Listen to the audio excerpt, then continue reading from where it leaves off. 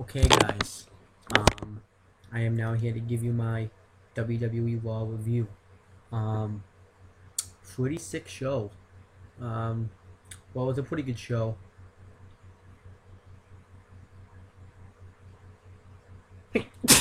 The ending was just awesome. I did not see that coming, but I will get to that when I get there. Um, we're gonna start off with the opening. This Raw, by the way, was for June 2nd, 2013. Not 2013. June 2nd, 2014.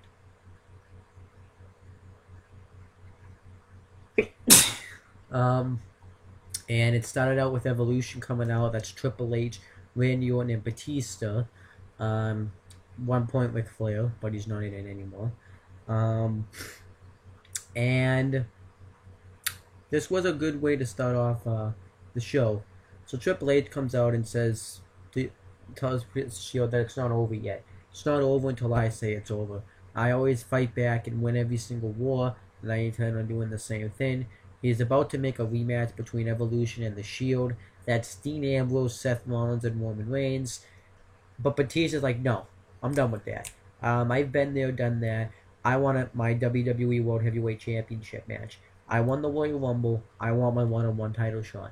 And Triple H says, no, you can't do that. Daniel Bryan's injured, and you can't do that. We have a plan. I have a plan, and you need to stick to the plan, and you will get your shot. Batista says, I understand. I quit, and he quits. I think the WWE. I don't know if this is legit. If he's like legit leaving the WWE. Or if this is just he's just taking some time off. To be honest with you, if he leaves, I wouldn't really care. His comeback was just awful. He's when he came back, he was bombing. The most interesting thing that he did was when Evolution reformed. So I really would not care if he left.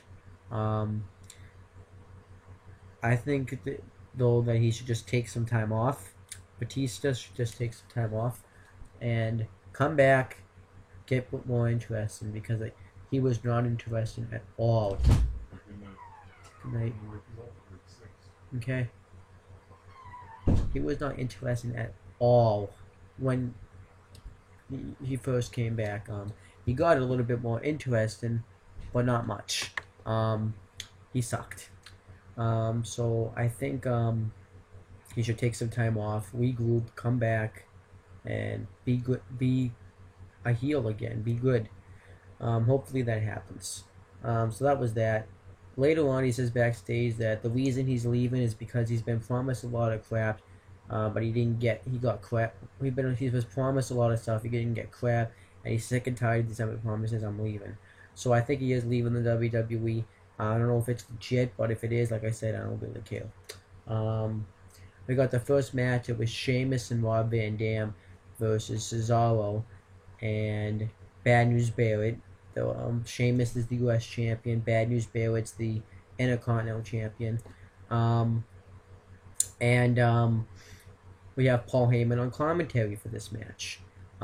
This was a good tag team match. Nothing looked pretty good. Straight to the point. Paul Heyman did mention on commentary how Brock Lesnar conquered the Undertaker's streak at WrestleMania.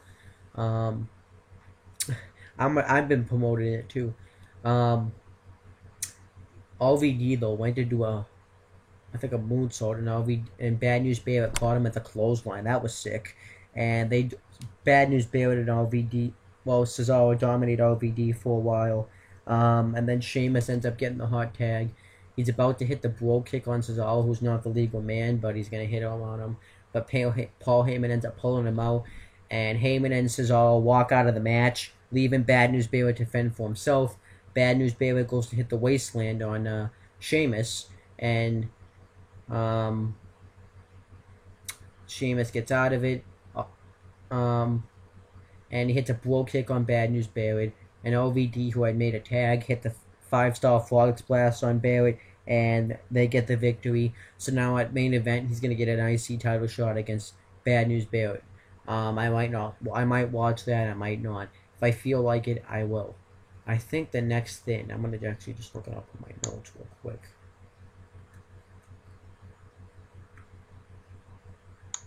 It was Lance Stevenson wasted my time. I guess he's a player on the NBA who plays for the LA Pacers. I think that was the team name. Like I said, my sports knowledge is shit. Um, and it was Damian Sandow. He was dressed up as Lance Stevenson, and this was shit. Damian Sandow is just going right down the toilet. His career is just going right down the fucking toilet. They don't fucking care about Sandow. I don't know why they don't care about Sandow, but they fucking don't. So yeah, he just showing off his moves, and Big Show comes out, knocks him out. It was fucking shit. Don't know what's going on with Big Show anymore. This is like the first time I think we've seen him since WrestleMania. So I don't really know what's going on with Big Show. The next match was Kofi Kingston versus Bo Dallas. Bo Dallas, they did a lot of NBA references tonight. Because he talks about how the LA Pacers lost to the Miami Heat last,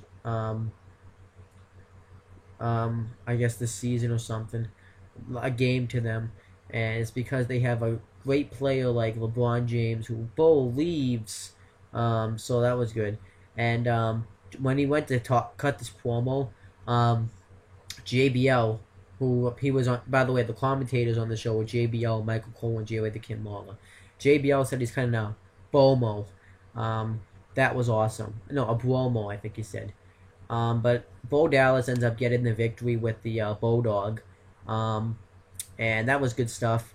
The match was pretty decent. Kofi Kingston was a little injured, obviously, because of what happened with him with Kane last night. I think then we got another thing. What else happened after this? Renee Young's backstage. She's trying to interview Triple H about what happened with Batista. And Stephanie McMahon says she's going to the ring to address the WWE World Heavyweight Championship situation. And she comes out, talks about how Stephanie McMahon, how Daniel Bryan's being selfish. He cost his wife her job as a WWE superstar, well, diva, to compete in this ring. And how she ends up and now he has to live with that for the rest of his life. And she says that she's a McMahon. She can tough through that slap that she got last night. And now she says that Daniel Bryan now she has an ultimatum for Daniel Bryan. So Money in the Bank's on June 29th, which I am going to that show in Boston. It's actually I think like 28 days or something. See, June 2nd. So I have, and if you do I have 19 days. The show is in 19 days. I'll be going to the Money in the Bank. I'm going to take some pictures on Facebook. She announces that if Daniel Bryan can defend his WWE World Heavyweight Championship, he will defend it against Kane in a stretcher match. But if he can't, the Money in the Bank ladder match will be for the WWE World Heavyweight Championship this year. Yeah. And then John Cena comes out. And Stephanie McMahon congratulates him on his match last night. John Cena says we haven't probably seen the last of Bray Wyatt because he is going to be on SmackDown this Friday. So we haven't. And he says that trying to remember because it was kind of like a lot of stuff he said. I can't remember. I'm not very good at memory. Talks about how he's won championships. He's seen Daniel Bryan perform. He gets over with the crowd, and that's really what you need to do in this company. But it doesn't matter unless you compete in the ring. And he says he fights his heart in this ring. He really works hard. And he's good. He's actually amazing. And John Cena says he has to give up the title due to injury all the time, and he knows that the law that they has to have an active that the WWE should have an active champion. And Stephanie McMahon says finally somebody that agrees with me. But then he says that no one's above the WWE World Heavyweight Championship. Not Daniel Bryan, not himself, not anybody else, not even Stephanie McMahon. Um, and then he also says that the reason why Daniel Bryan is not going to give up this WWE World Heavyweight Championship is because he's afraid that he won't get another shot at the title, and you will try to the authority, which is Triple H and Stephanie McMahon, will try to eliminate Daniel Bryan from the WWE. And then Stephanie McMahon, and then Cena says if he had to give Stephanie McMahon a job performance out of 1 to 10, 10 being 2 thumbs up and 1 being you like to get your resume checked out.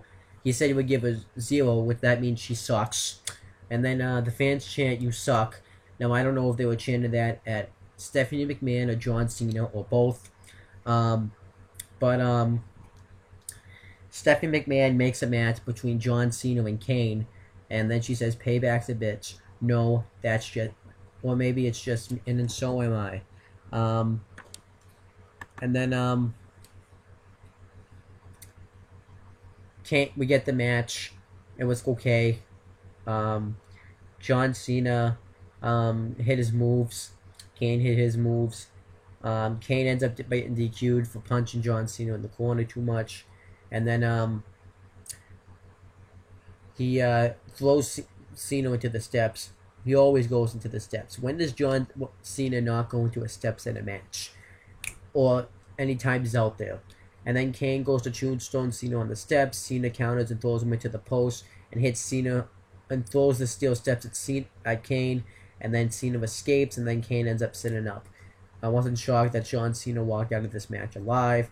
I think Kane should have laid him out, but they didn't do that. I really don't know where John Cena's going. As for what's going on with the Daniel Bryan situation, let me address that. Will he defend his title, or will it be in a Money in the Bank ladder match? I think he's going to defend his title. The Money in the Bank is something special. I think you should always have it be the briefcase. I would be kind of disappointed if nobody got the Money in the Bank. And I think if Daniel Bryan was going to lose the title, he would have already lost it by now. They would have taken it on either last night or last week, or 2 weeks ago. So I think Daniel Bryan's going to defend his title in the stretcher match against Kane. Like, I'm not a huge fan of stretcher matches. I think a stretcher match should be if you're incapacitated, you go on a stretcher or something. You cross the line. It's that a stretcher match is when you cross this line that they draw over the stretcher. That is no shit. And it's awful. I don't really like those. But I guess I don't know. I don't fucking like. But that would be like but at least it's better, I guess, than Daniel Bryan having to give up the title. What I would have done, I mean, I guess it makes sense since Kane's put Daniel Bryan on the stretcher numerous times. Maybe it could be good. I mean, some of them I guess aren't bad. I heard the Brock Lesnar and Big Show one was good, but I don't really know if it's going to be any good. To be honest with you, it could be good because the Extreme Rules match, Extreme Rules, was really awesome. There was a really match, so we'll see what happens. Then the next match, I think, was the Divas match.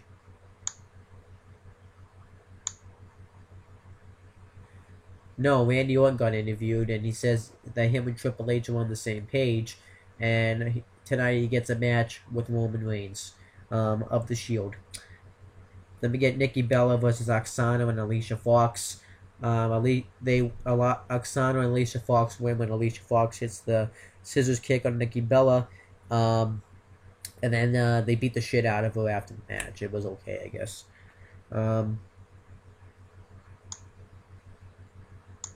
Now, this match was awesome. We got Luke Harper. Wait, was it the match? Or was it the backstage segment they had? I'll cover the match, I guess. No, they were backstage. Bray Wyatt wasn't there because of what happened to him last night. And he says that, trying to remember, that they're going to continue spreading Bray Wyatt's message, and they're gonna continue tonight by destroying the Usos. Jimmy Uso and Jey Uso, and they are the WWE Tag Team Champions. And then Eric Rowan says, "Follow the buses."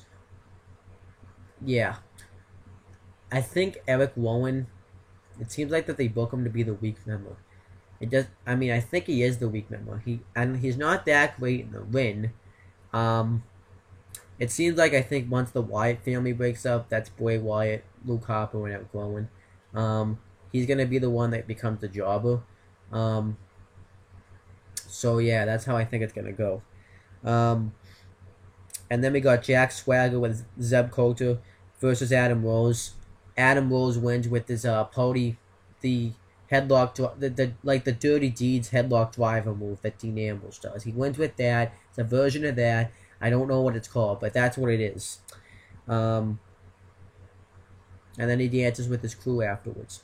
Then the Usos get interviewed. They talk about how they're not going to stay down. They are going to put the Wyatt family down. Luke Harper and Eric Rowan. Got the match between Luke Harper and Eric Rowan versus the Usos. Like I said, no Bray Wyatt out there, but they brought his walking chair out. Well done match. One of the Usos was taped up after what happened to them last night, but well done match. Good tag team match. It was very good. They dominated Jimmy Uso. I can tell who it is because of the taped ribs. Then Jay ends up getting the hot tag. And there were points where I actually thought the Usos were going to win this match. Like when Jay hit the Samoan drop and went for the splash off the top rope. But Luke Harper ended up getting involved. No, Eric Rowan ended up getting involved. And he dives on him. And then Luke Harper dives on Jimmy Uso. And then Jey Uso dives on Luke Harper. And then he puts and then Luke Harper and Jimmy Uso go in the ring. Luke Harper, Eric Rowan ends up getting the tag and Jay doesn't realize it. It's Jay, my bad. And Jay tries to roll him up, but he kicks out, and then Eric Rowan wins with like a one-handed spine buster move. But this was a very good tag team match, very well done. I can't wait to see them get in the win again for the tag team championships. And we're going to see what happens when Bray Wyatt returns on SmackDown. I think he's going to have a qualifying match for the Money in the Bank, or the WWE World Heavyweight Championship thing, whatever. Now we have the first match of the Money in the Bank qualifying. It was Alberto Del Rio versus Dolph Ziggler. Good match. It wasn't like one of the best matches they had, but they had good matches. Dolph Ziggler did the Fameasser. Del Rio kicked out of it, and then Ziggler went for hit the X Factor off the top rope. Del Rio kicked out of that, and then Del Rio got him in the crossarm breaker. Ziggler taps out, and Del Rio qualifies for the Money in the Bank, or the WWE, whatever it's going to be. Hopefully it's going to be the Money in the Bank, so we already know a participant. I'm just going to call it a ladder match for now until we know. I think the Money in the Bank, by the way, is going to be awesome this year. I think because there's only going to be one title this time, and so there's only going to be one Money in the Bank. The first time since WrestleMania 26, but this time I think they can put down more superstars in the Money in the Bank.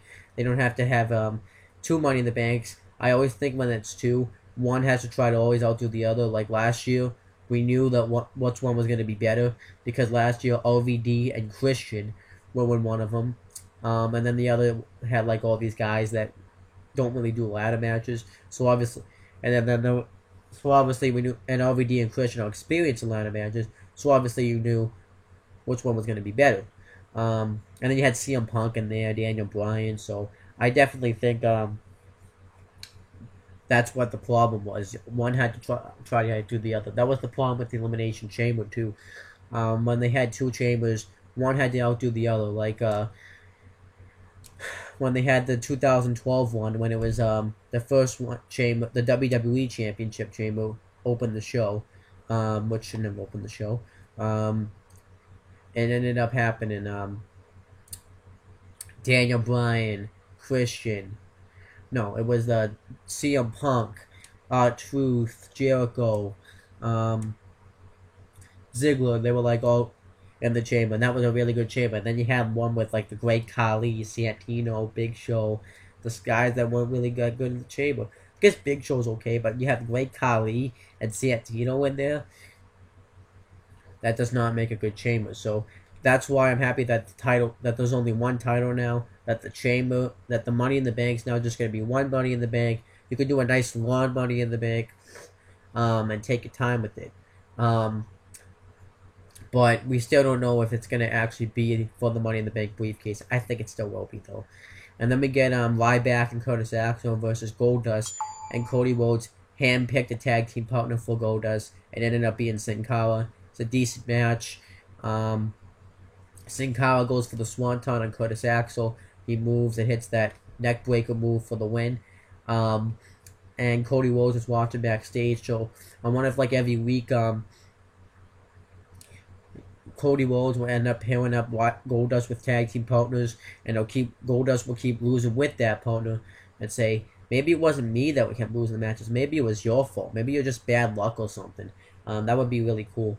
I think we got, and then Rusev ended up getting an award from Russia. That wasn't really that good. I didn't really like that. I was kind of bored.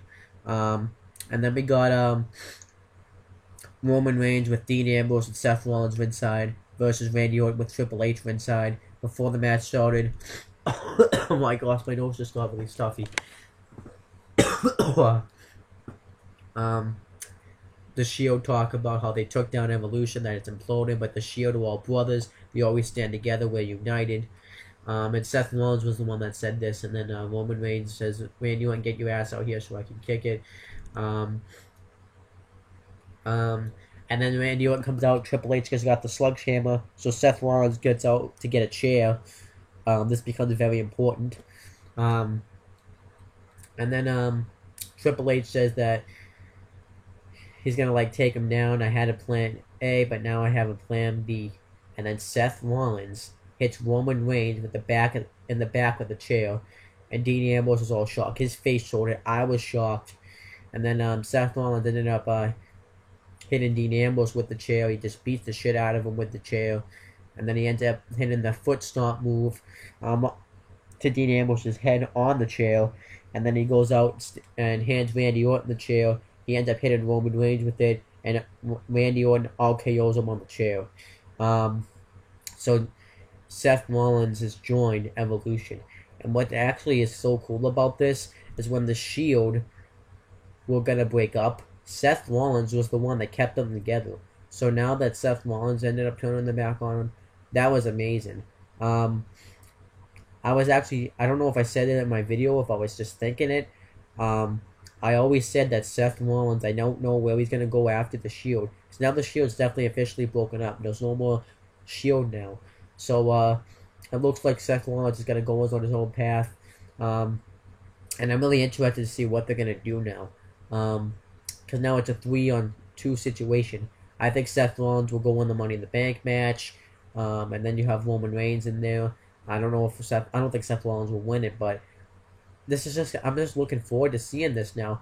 Now the Shield, there's no more Shield, so I don't know if I don't think there's any more Shield. I think I could see Roman Reigns and Dean Ambrose still coming out together, but this is gonna be awesome. To see like a Shield feud now. I never expected Seth Rollins to be the one to turn. I think eventually we're gonna get like a triple threat Shield match down the road, but this is gonna be sick. I mean, Roman Reigns and Seth Rollins were tag team champions together. Seth Rollins, like I said, kept the Shield together when they were gonna break up, and now he's like the one that broke up the Shield. So that was awesome stuff. And Raw I thought was pretty good this week. I liked the tag team match with the Usos and Luke Harper and Eric Rowan. They always tear it up.